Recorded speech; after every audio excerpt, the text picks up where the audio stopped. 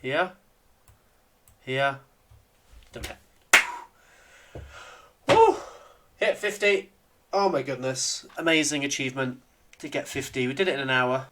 That's pretty cool. Welcome back to another edition of my videos. Today I want to show you this really interesting puzzle that I was faced with when trying to get to my 50 plus puzzle rush streak. And well, you can see here it's a fascinating king and pawn ending. Now, a lot of you might be looking at this and going, really, this is the 50 plus problem? It doesn't look that difficult. There's not many pieces on the board, but trust me when I say this, king and pawn endings are, in my opinion anyway, I think some of the most fascinating positions that you can ever get in chess. There's actually quite a lot of different permutations, lots of different things that could happen, and actually quite a lot of tactics involved in king and pawn endings that I think make them look deceptively easy when actually they are quite complicated. And you know, it's with that in mind that this puzzle is 2700 rated, or at least around there. It's for a reason, because actually this is not an easy puzzle whatsoever. So I'm going to challenge you now to try and see if you can solve this puzzle. Try and calculate to the end.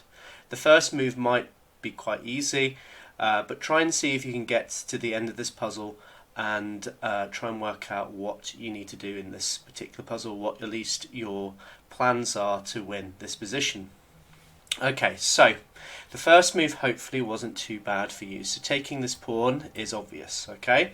We haven't really got any other moves. If we do something like this, I mean, black is actually just winning, and he's going to be picking up with this pawn. He's got two extra pawns, albeit H pawns, but he can just push those down and then win this pawn over here. So it makes sense to take this pawn. Now we need to think of a bit of a plan here, because essentially what we want to try and do is, if we can get rid of this pawn and get our king onto the 6th rank, this is completely winning. Okay, so this is a common theme. I guess you could say a kind of I guess a common plan in these particular king and pawn endings is you want to try and get your king in front of one of your passed pawns. So this is one of our, it's not a passed pawn yet, but it will become a passed pawn to be able to win this position. But it's easier said than done, and black has got some sturdy defenses to kind of keep him in the game. So in the puzzle here, black goes back to H8, and this is actually a really good attempt to try and hold on to the draw here. Now the next move is the only move. Okay, it's the only move that wins the game. Everything else probably leads to a draw, maybe even black maybe slightly winning, but you're not going to be able, if you don't play the correct move here, you're not going to be able to solve this problem. So just to give you some failed solutions here and talk a little bit about why they're failed solutions. If you play the move G6, which looks super tempting, black has got a very good try here with the move King to G7. And this is really clever, because no matter what white does in this position, black is going to gain what we call opposition. So opposition is basically where you have kings that are directly opposing each other. Okay, and it's a really common thing to have, was a really kind of common motif to remember in king and pawn endings, is how if there's opposition between the enemy kings, it makes it difficult for either side to advance, or if they move away, then you again can make progress in the position. So here king to G7 can be played, and it doesn't matter what white does here. If he takes this pawn, which looks tempting, the king takes back, and you'll notice opposition is now gained. The problem for white is white cannot make any further progress in this position. He wants to try and take this pawn, as I say, but there's no way that he can get over to this pawn. If, let's say, he comes to G5, king comes to G7, opposition has been reached again.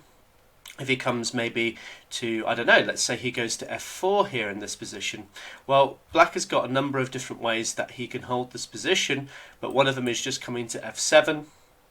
And again, it doesn't matter what white does. If he comes back, then again, you're going to hold opposition.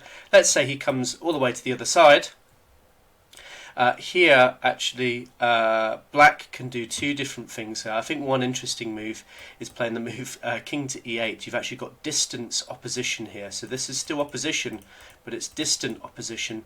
And, okay, let's say the king comes around to d4, king comes to d7, and it doesn't matter where this king lands. Let's say he comes to c5. Opposition has been reached again. So really interesting how black is able to hold this position just using his knowledge of opposition to try and keep the king away from winning this position. So going back all the way over to here, so that's why king to, this is a really crucial move here for black to try and hold the draw. And again, it doesn't matter what white does here. If he tries to come to g5, this is in fact losing now for white, as now he can capture this pawn, and well, black is up an extra pawn here. And what's really frustrating for white is black has got opposition and he's got this pawn that guards these two squares, so in fact he has to move his king backwards. Let's say he comes to f4, well here now the king can come to h6, and he hasn't got the luxury that black did with opposition. So he comes here, for example, king pawn to g5, and again it doesn't matter where black goes. Is actually annoyingly he's got this annoying barrier that keeps him out. So let's say he comes to f3. Here I think there's many different winning moves. I think king to h5 seems to be one that makes the most sense, but eventually what black is going to do is he's going to try and push his pawn, sacrifice his pawn somehow, and then pick up this pawn here on e5 for an easy winning position. King in front of pawn is an easy win for black. Okay, so going back to our starting position. So that was why playing the g6 move is not the correct move. So I had to be very careful not to fall into those easy traps. So here, king to h6 is the move. And why this move is so good is because it forces black to only make one move. Okay, the only move that he can make is the move g8. And now we've got a difference in our position. So if you go back just a minute, when I played here after, let's say after I played the move here, for example, g6, black was able to gain opposition by being able to come to the g7 square. Here though, by coming here, my king is slightly further forward. It's on the 6th rank, and by getting it to the 6th rank, I've then got access to these squares. So it doesn't matter if black can gain opposition here, because eventually I'm just going to move along and then capture this pawn on e6.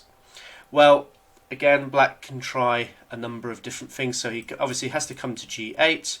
Here, again, we have to be super careful, but hopefully you can now find the next move that's kind of the only move that really kind of makes any progress. I mean, if we come to h5, for example, okay, actually black gets a draw here, so we have to be super careful still. So the move g6 needs to be played. Now, there's many different winning ideas here. If, for example, h takes on g6, I think is what looks to be the simplest win for white, as here you just capture, you've gained opposition, king comes over, you're eventually going to pick up this pawn for an easy win, just to show you that. Now you've got the king coming to either this square or this square. It doesn't matter, as now the king can access the 7th rank, okay? And then is able to promote this pawn. And it's interesting here, it doesn't matter whose move it is. Once the king can get access the 6th rank, it is then an easy win. So just to show you, just to illustrate that, let me just say, I'm just going to just switch the move order slightly. So let's say it's black has gained opposition here. It doesn't matter, as you can come to f6, d6, sorry. Let's say the king tries to hold on to opposition, e6, king to e8, you can push this pawn, and again it doesn't matter because now you're going to be able to access the 7th rank. So quite interesting, that particular thing. So I just wanted to illustrate that very quickly to all of you. Okay, so that's why that move doesn't work. So one nasty try though that black can play here is king to h8. Again, you've got to be super careful. Okay, there's only one move that works here. If you take on h7, thank you for the draw, put your hand out, shake your opponent, you've got half a point, but you've not got the win. Here we've got to be, again, very careful. We push the pawn forward as well. This is in fact losing, and it's really interesting how it's losing, because after king to g8, we've actually got another pawn, king and pawn motif. This is known as the trebuchet position. If you don't know what that is, check out Silman's endgame course.